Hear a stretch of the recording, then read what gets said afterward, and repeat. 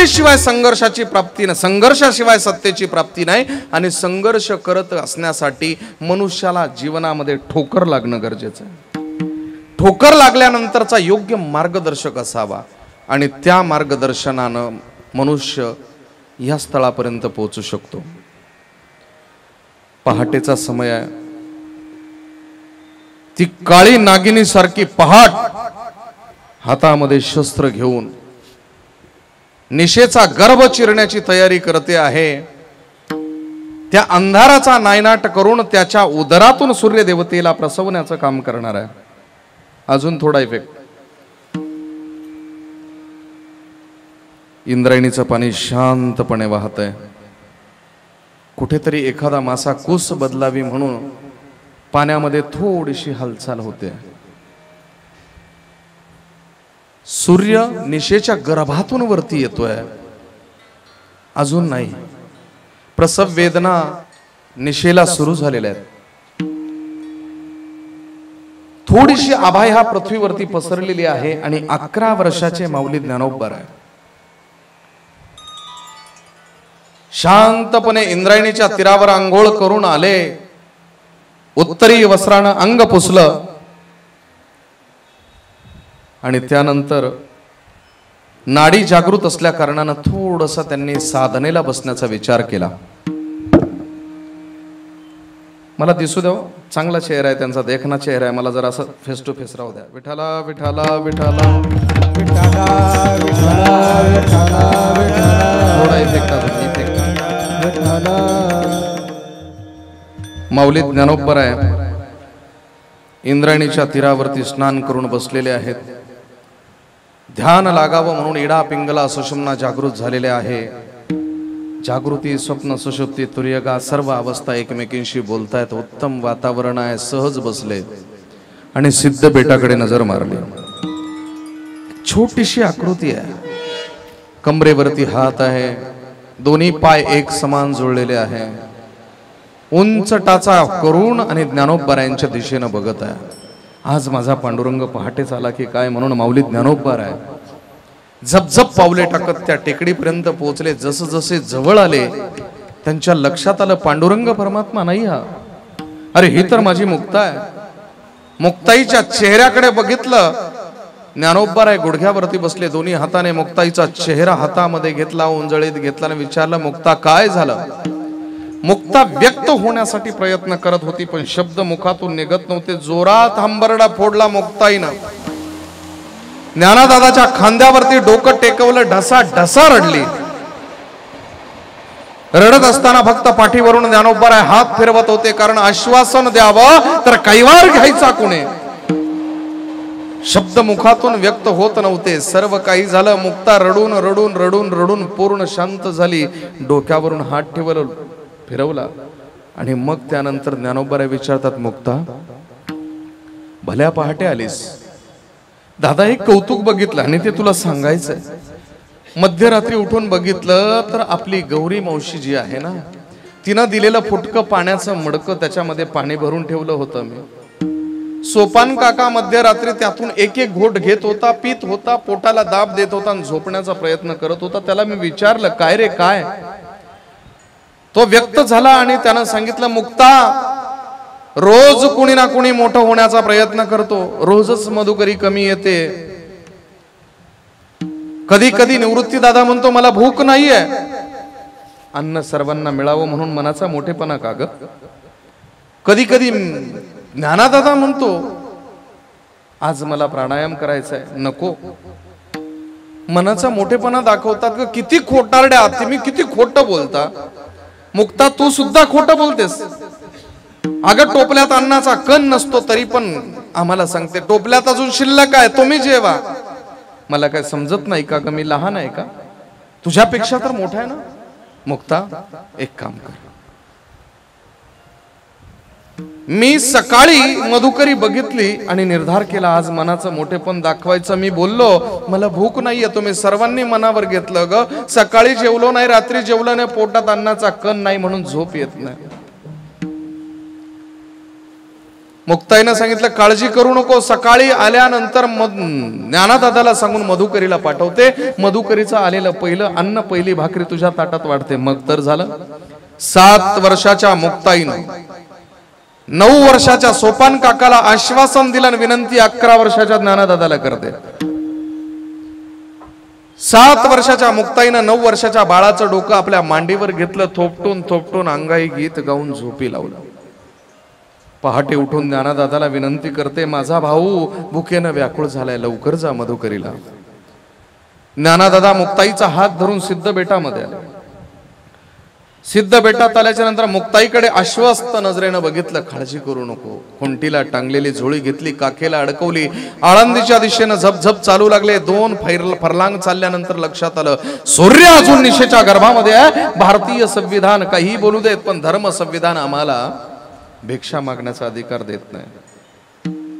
पावलांची गती मंदावली. माऊली ज्ञानोबा सिद्धेश्वराच्या मंदिरात गेले, एक दंडवत घातला, अर्ध प्रदक्षिणा घातली आणि सहज सुवर्ण पिंपळाच्या पारावर बसले. एका क्षणात समाधी लागली. माऊली ज्ञानोबांची समाधी चाळवली ती बरोबर मध्यान्ह काळी. चैत्रमास उन्हाळा, तापलेला सूर्य आगीचे लोळ त्या सुवर्ण पिंपळाच्या पानातून फेकत होता. माऊली ज्ञानोबांच्या कोमल अंगाला स्पर्श होत होता. ज्ञानोबा जागृत झाले, सिद्धेश्वराकडे बघितलं, सूर्य देवतेकडे बघितलं. मध्यान्ह काळ झालाय. हे सिद्धेश्वरा, का रे छळ आमचा हा? आम्ही भावंडांनी असंच उपासमारीनं मरावं का रे? तुझ्याच प्राप्तीसाठीचे प्रयत्न आहेत ना, मग तू आमच्याशी का असं वागतोयस? बघ, सकाळी आलो त्यावेळेस मधुकरीची वेळ झाली नव्हती आणि आता टळून गेलीये. सांग, माझ्या भावंडांना काय उत्तर देऊ? इवल्याशा मुक्ताईला कसं तिच्या सांत्वन करू रे? शब्द मुखातून निघत नाही तुझ्या. तुला काहीच संवेदना नाही, कारण तू दगडाच आहेस. माऊली ज्ञानोबा सहज शांत झाले. लक्षात आलं की मुदगल शास्त्री नावाची एक विद्वान व्यक्ती आहे, कर्मठ आहेत, पण त्यांची पत्नी ममताई प्रेम अत्यंत हृदयामध्ये भरलेलं आहे. मुलबाळ नसल्या कारणानं मलाच मुलगा मानते आणि रोज मला मधुकरी दिल्याशिवाय अन्नाचा कण आपल्या पोटात टाकत नाही. त्या माऊलीनं माझा भाग बाजूला काढून ठेवला असेल. दुपारची वेळ आहे, पायाला चटके बसतायत, अंगाची लाई होते. ज्ञानोबा झपझप पावले टाकत निघाले. पायाला चटके बसत होते, पण त्या वेदनांपेक्षा मुक्ताईच्या आर्तता अंतःकरणामध्ये पुन्हा पुन्हा चेतत होत होत्या. माऊली ज्ञानोबा गेले आणि आर्ततेनं आवाज दिला, ओम भवती भिक्षाम देई. आवाजही निघत नव्हता. संध्याकाळच्या गोरज मुहूर्तावरती वासराच्या आशेनं जसं एखाद्या गायीनं गावाकडे पलायन करावं, तशा प्रकारानं त्या माऊलीनं कोरांनाचं भरलेलं ताट घेऊन उंबरट्यापर्यंत आली. उंबरट्यापर्यंत पोहोचत होती. तोच मुदगल शास्त्रींनी आडवा हात लावला आणि बोलायला सुरुवात केली, मागे फिरा. बापाच्या घरून आणलेलं नाही, संन्याशाच्या मुलांवरती उधळतात. माझ्या मागे ही थेरं चालतात का तुमची? अहो, झोळी रिकामी आहे. कोणी भिक्षा दिली नसेल, हेटाळणी होते. दुखावलीत हो मुलं, कैवार घेणारं कोणी नाहीये. झोळी रिकामी आहे, कोणीच दिले नसेल आणि आज आपण त्यांच्या वाट्याचं काढून ठेवले तर देऊ देत ना, नाही द्यायचा. अहो, आपल्याला मुलबाळ नाहीये म्हणून तुम्हाला वेदना संवेदना जाणवत नाही का हो? वात्सल्य ममता तुमच्या अंतःकरणात पाजळत नाही का हो? उजळत नाही का? तुम्हाला सांगितलेलं कळत नाही का? शहाणपण मला शिकवताय? अहो, आपण दाते आहोत, तो याचक आहे. दाता आणि याचकाचा धर्माधर्म मला शिकवू नका. मी जेवढं सांगतो ते करा. माघारी फिरा. स्वतःला जर पतिव्रता समजत असाल तर पातिव्रत्याचं पालन करा. ती माऊली माघारी फिरलं. तिच्या पायातल्या पैंजनाची किणकिण माऊली ज्ञानोबा कानाचा कर्णभेद करत होती. माऊली ज्ञानोबा नजर त्या माऊलीच्या पाठमोऱ्या आकृतीकडे होती. कधी ह्या माऊलीचं मन फिरेल, विद्रोह करेन आणि हातातली ताट माझ्या झोळीमध्ये रित करेल. ज्ञानोबा त्या आशेवरती बसलेले होते, पण मुदगल शास्त्रींचा पारा चढलेला होता. पहाडी आवाजात म्हणत होते, कशाला जगलात रे? जा की एकदाची आळंदी सोडून. उकिरडा केलाय आळंदीचा, धर्माचा वाटोळ केलाय. कशाला राहता इथे? जा कुठेतरी, नाहीतर इंद्रायणीत जीव तरी द्या. आपल्या कुठल्याही शब्दाचा प्रतिसाद ज्ञानोबारायांकडून येत नाही. माऊली ज्ञानोबाराय उद्धटपणे तर वागत नाही ना. अहंकार दुखावला गेला. मुदगल शास्त्री 4 पायऱ्या उतरून खाली आले, हाताला पकडलं जोर जोरात हलवलं. माऊली ज्ञानोबा भानावर आले. काय रे, एवढा अपमान केल्याच्या नंतर कुत्र्यानं सुद्धा गाव सोडावं एवढा अपमान तुझा केलाय तरी इथेच उभा आहे. कुठून अंतर निर्लज्जपणा. भट आजचे दिवस मधुकरी द्या, उद्यापासून हा ज्ञाना काळ तोंड घेऊन तुमच्या दरवाजात येणार नाही देणार. हवा तर उकिरड्यावर फेकेन, कुत्र्यानं टाकेन, पण तुझ्या उदरात जाऊ देणार नाही. कुत्र्याला टाकतात तशी कुत्र्याला म्हणून फेकून द्या हो. मातीतून उचलेल, इंद्रायणीच्या पाण्यानं धुईन आणि माझ्या भावंडांचं उदरभरण करेन. कुत्र्याला फेकतात तशी फेका, मातीत फेका, शेणात फेका, नाही देणार. चालता हो इथून. माऊली ज्ञानोबांनी पुन्हा एकदा अर्थात माझी भावंड उपवासी आहेत हो. नाही म्हणाल्यावर कळत नाही का रे. बापानं अशी थर केली, आईनं त्याला अनुमोदन दिलं आणि ही संतती आमच्याकडे ही विषवल्ली वाढण्यासाठी, आमचा कुळ नाश करण्यासाठी ठेवली आहे का.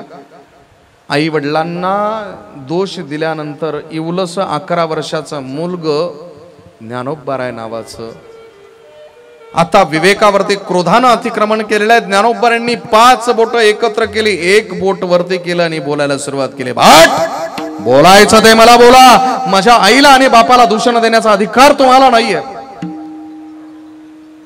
एवढासा मुलगा बोट दाखवून बोलतोय. अहंकार पुन्हा दुखावला गेला आणि मुदगुल शास्त्रीने माऊली ज्ञानोबांना बोलायला सुरुवात केली नाही, मारायला सुरुवात केली. वाटेल तसं मारू लागले. प्रचंड वेदना होत होत्या, पण कैवारी कुणी नाही म्हणून रडणं व्यक्त का करायचं. पण डोळ्यातल्या अश्रू थांबत नव्हते, अश्रू ओघळत होते, गालावरून आपल्या पायावरती येत होते. स्वतःच्याच अश्रूंनी स्वतःच्या पायाचा अभिषेक घालत होते. कुणाला सांगावं कोण कैवारी आहे. निघाले माघारी. इंद्रायणीच्या तीरावरती आले. सिद्धेश्वराकडे बघितलं. दगडाचा रे तू, तुला काय संवेदना. मूर्त स्वरूपामध्ये, निर्जीव स्वरूपामध्ये तुला काय आमचं कळणार आहे. माझ्या प्रश्नाचं उत्तर दे. त्यालाही तू बनवलाय आणि मलाही तू बनवला, मग स्वतःशीच का आंदोलन करतोयस. का हा भेदभाव. कुठून आणला रे हा वर्ण अवर्ण भेदभाव. बंद कर. नाही चल, तुझ्या समोर का मी व्यक्त होतोय. ज्ञानोबाराय निघाले. मुक्ताई वाटच बघत होती. मुक्ताईला काय उत्तर द्यावं समजत नव्हतं. रीती झोळी गोळा केली, मुक्ताईच्या अंगावरती फेकली. मुक्ताईनं काय समजायचं ते समजून घेतलं. ज्ञानोबाराय गेले, ताटी लावून बसले. इवलस लेकरू जाऊन बसलं. 7 वर्षाची मुक्ताई अंदाज घेऊन बाहेरूनच बोलू लागले. योगी पाव नमनाचा, योगी पाव नमनाचा, योगी पाव नमनाचा, योगी पाव भरून योगी पाव नमनाचा, योगी पाव नमनाचा, योगी पाव नमनाचा, योगी पाव नमनाचा. साहे अपराध जना, साहे अपराध जना. चारू हे नाद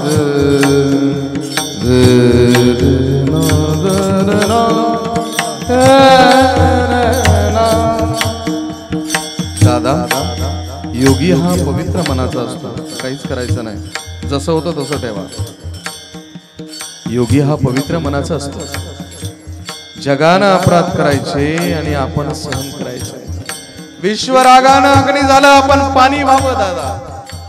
विश्वराग झाला संती सुखे वावे पाणी हेरे ना डिले थोड़ा हेरे ना संती सुखे वावे पाणी हेरे ना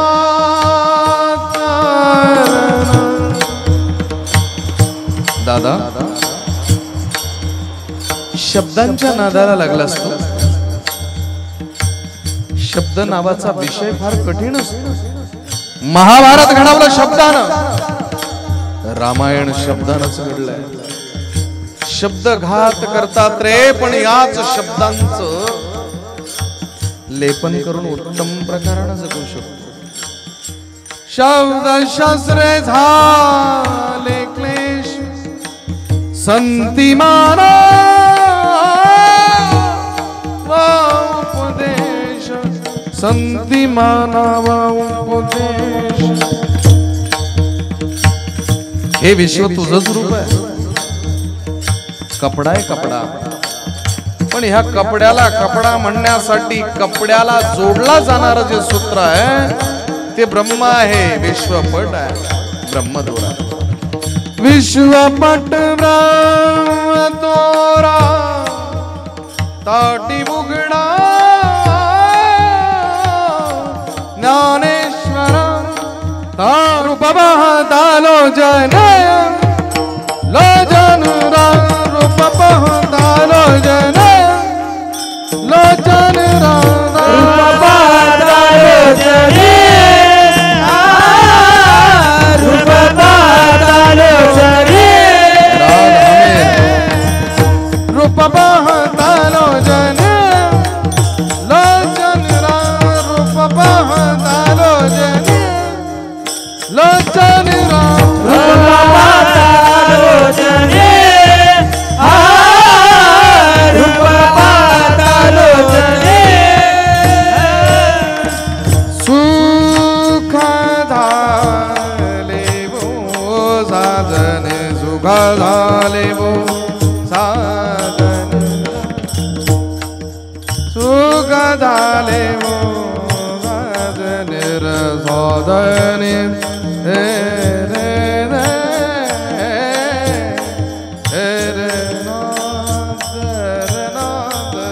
साधन बटियार सुख झाले वो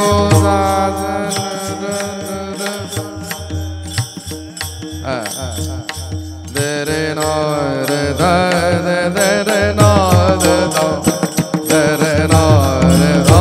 जय जय वंदे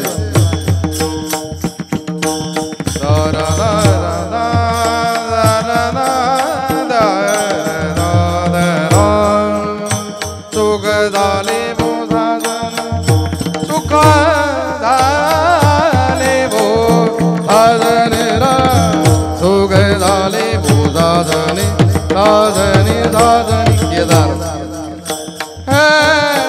सुख झाले वो साधन साधन सुख झाले वो साधन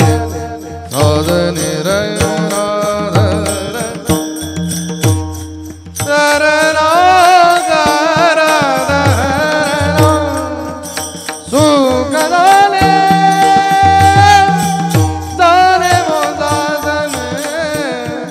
साधन साधन पिलो साधन सुख झाले वो साधन साधन साधन गती धन धन धन कथा धन धन धागड करता करता करता करता धागड करता धागड करता करता करता करता हम तक धागड करता धागड करता करता दाना दा दाना दन दादा गंदन दाना सुख झाले वो साधन साधन राना दा सुख झाले वो साधन राना रे दादा हे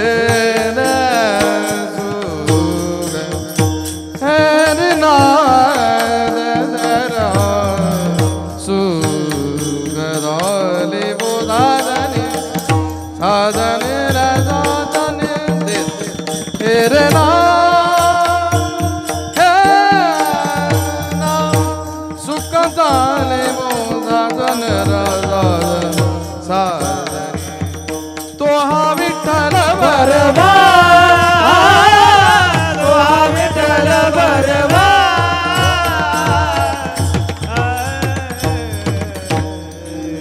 संघर्षानंतर प्राप्त झालेली सत्ता माऊली ज्ञानोबांच्या जीवनातली रूप पाहता लोचनी बघितला सुख झाले हो साजणी बुद्धीला सुख झालं आणि सर्वात महत्वाची उपलब्धी तो हा विठ्ठल तो हा माधव तो दूर होता म्हणजे द्वैतात होता आता अद्वैतात आला द्वैतातला आणि अद्वैतातला दोघांचा जो संबंध आहे एको थोडा कमी करा द्वैत आणि अद्वैत दोघांचं जे काही घुसळण सुरू आहे त्याच्या कल्पनेनं सुद्धा व्यक्त होण्यासाठी मनाची ताकद चालत नव्हती म्हणून माऊली ज्ञानोबा सांगतात योगांना दुर्लभ आहे तो मी बघितला द्वैतातही बघितला आणि अद्वैतातही बघितला म्हणून पाहता पाहता विरोक्ती सुटते अभंगाचं योगिया दुर्लभ तो म्या देखिला साधनी योगिया दुर्लभ तो म्या देखिला साधनी योगिया दुर्लभ तो म्या देखिला साधनी योगिया दुर्लभ तो म्या देखिला साधनी योगिया दुर्लभ तो म्या देखिला साधनी योगिया दुर्लभ तो म्या देखिला साधनी योगिया दुर्लभ तो म्या देखिला साधनी योगिया दुर्लभ तो म्या देखिला साधनी पाहता पाहता मनान पुरे धनी पाहता पाहता पाहता पाहता पाहता पाहता पाहता पाहता मनान पुरे धनी देखिला देखिला माय देवाचा देव देखिला देखिला माय देवाचा देव पाहता मनान पुरे धनी पाहता पाहता मनान पुरे धनी देखिला देखिला माय देवाचा देव देखिला देखिला माय देवाचा